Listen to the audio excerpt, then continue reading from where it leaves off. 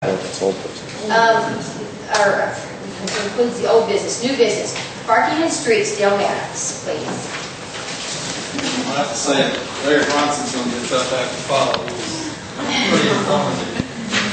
And just to comment on your CD, couldn't you just find an old mattress to shove right in? I'm thinking for $0.24.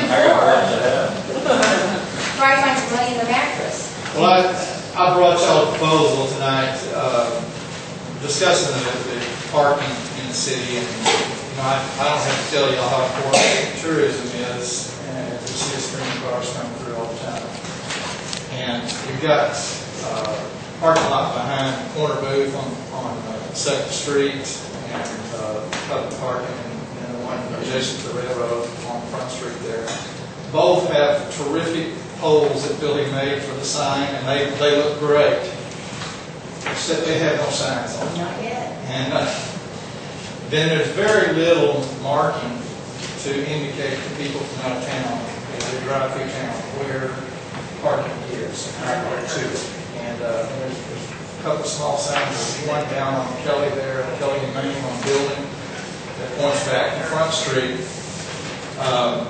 But often there's a vehicle parked there that blocks that because it's down low. So if you're coming from the Jonesboro direction, you can't see that again. And then the meat of what I presented to you also is to unblock Johnson Street there to give access back to that parking lot on Front Street. And submitted a petition there with you that I talked to several business people and people on Main Street there. They prefer to have it open, and there really was quite a few comments that really are not in support of being closed. And I feel like that's important because it's a main artery right into that parking lot. My business is directly across from Johnson Street facing towards Front Street. And so we used to see a lot of foot traffic come up that hill walking up the street. And since the structure has been put down to block the street, then we're not seeing that. If you'll notice in the packet I gave you, there's photographs that I took on the 4th of July. And for y'all, been here for years, you know how much traffic comes back and forth on the street. And the street was packed with autos. And then I walked down to the picture of Front Street, and there's 6 or 7 autos there in the entire parking lot. So I have to look at that from the standpoint of a visitor driving through Vardy's, from either direction, unfamiliar, or if they're familiar.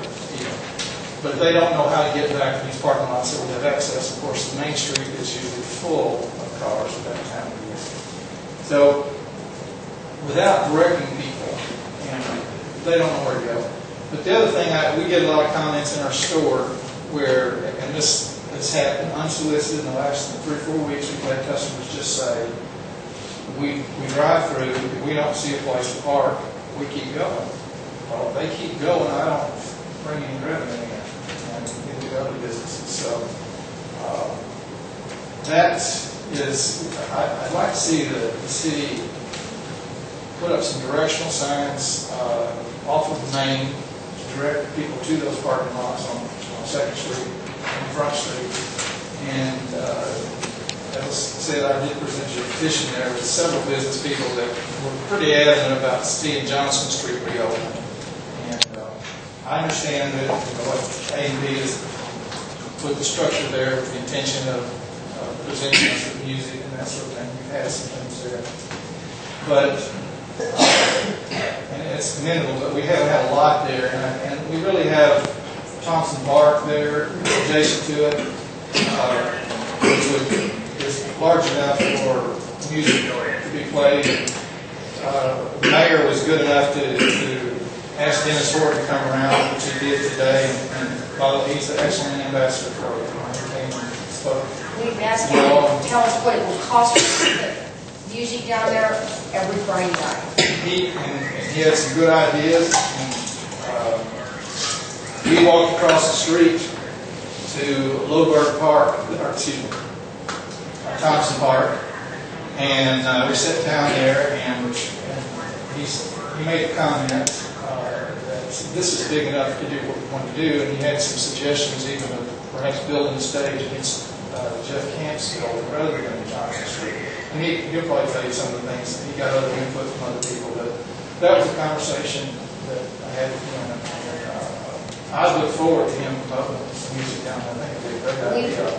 We've asked him to do all that for us, work with us. But I do think that Johnson Street being closed has been, has kept us from sending some easy parking down there for people as they come through. So I brought you a proposal and asked that you consider reopening Johnson Street to the Knoxville Red signage also is there.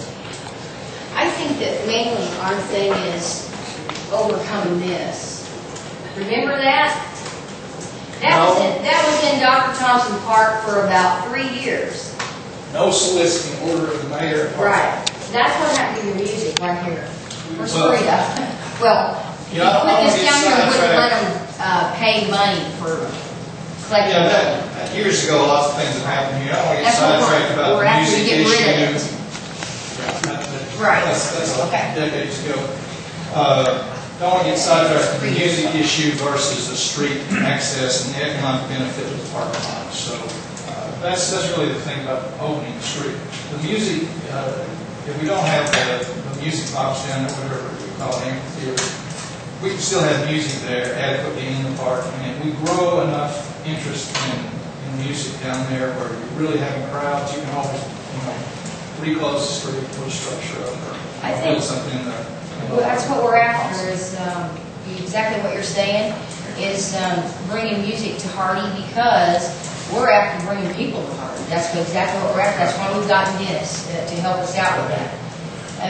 Any kind of business that or any kind of tourism or anything we get to come to Hardy, which we know that Mountain View, their music is the big time thing. Well, that's what we're after. We're wanting something on that order, and it's just slower. In the respect that it's been 107 degrees every day the entire summer. That's and that has not gone unnoticed downtown.